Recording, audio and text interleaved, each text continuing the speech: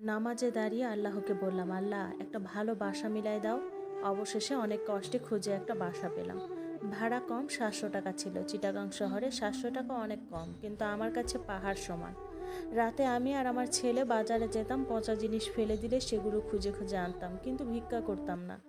আমার ছেলে আম খেতে চাইতো, আম আমি খাওয়াতে পারতাম না। বাজারে পচা আম পেলে সেটা দুইজনে খেতাম। ভাগ্য ভালো হলে একসময় একটা অর্ধেক ভালো আমও পেতাম। মরিচ হলুদ থাকতো না, তরকারি শুধু লবণ দিয়ে রান্না করে খেতাম। চাউলও থাকতো না, কেউ কাজও দিত না। আর কে দিবে কাজ বলুন? আপনি দিবেন আমাকে? দিবেন না। পরনের জামাগুলো একদম ছিঁড়ে যেত, কিন্তু উপায় নাই, পড়তে হতো। আমার বাচ্চার অসুখ হলে আমি দোয়া আর পানিতে দোয়া পড়ে ফু দিয়ে খাওয়াতাম, কারণ টাকা থাকতো না ওষুধ আনার। আমার ছেলের বয়স বাড়তে লাগলো, কিন্তু স্কুলে দিতে পারি নাই, ঘরেই পড়াই, কারণ স্কুলের খরচ কে দিবে? আর কাগজপত্রও লাগবে। আমাদের নিয়তি যে কত নিষ্ঠুর বলে বোঝাতে পারবো না। তারপরেও আলহামদুলিল্লাহ। আল্লাহকে সবসময় বলছি, আল্লাহ আমার এরকম জীবনযাপন থেকে একটু মুক্তি দাও, না হলে আমার সন্তানের মৃত্যু দাও। আমি জানি না আপনারা কখনো আপনাদের সন্তানের মৃত্যু চেয়েছেন কিনা, কিন্তু আমি চাই। আমার বাচ্চাটা এখনও ছোট, আমি তাকে দুইটা খেতেও দিতে পারি না। সময় চলে যায় তার আপন গতিতে। 2019 সাল ঢুকলো। হঠাৎ মাঝরাতে একটা অচেনা নাম্বার থেকে কল আসলো। কল দিল আমার সাবেক বর। তার নাকি টিবি রোগ আর পাকস্থলীর ক্যান্সার ধরা পড়েছে।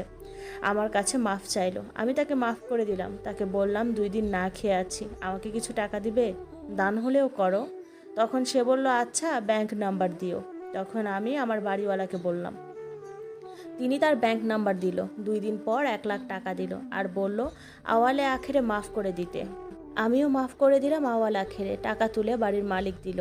আমি বাড়ি ভাড়া দিয়ে আর 5,000 টাকা নিয়ে বাহিরে যাব বাজার করতে। বাকি 91,000 টাকা আমি কোরআন শরীফের ভিতরে রাখলাম। তারপর ছেলেকে নিয়ে চালের বস্তা কিনতে গেলাম।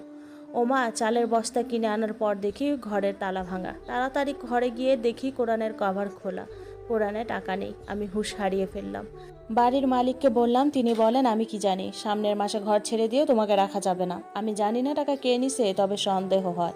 আর মুসলিম সন্দেহ করা গুনাহ। আল্লাহ বলেন, না জেনে ধারণা করা থেকে দূরে থাকো। পরের মাসে ঘর ছেড়ে দিলাম।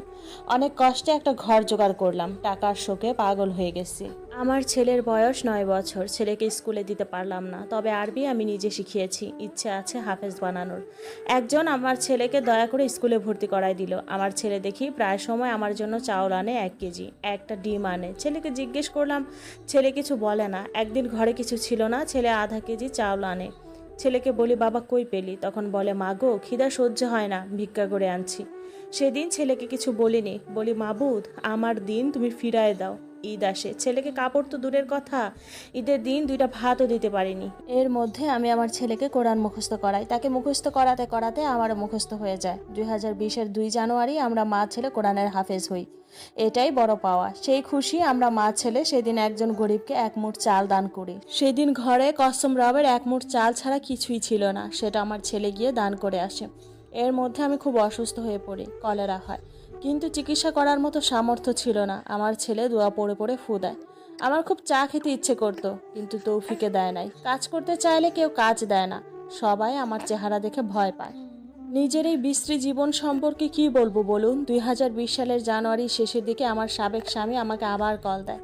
তিনি নাকি বিয়ে করেছেন, কিন্তু খুব অসুস্থ। আমি তাকে বলি আমার বাচ্চাটাকে কিছু দান করেন, আমি অনেক অসহায়, আমাকে কিছু সম্পত্তি দেন। তখন তিনি বলেন, কোনো সম্পত্তি নাই।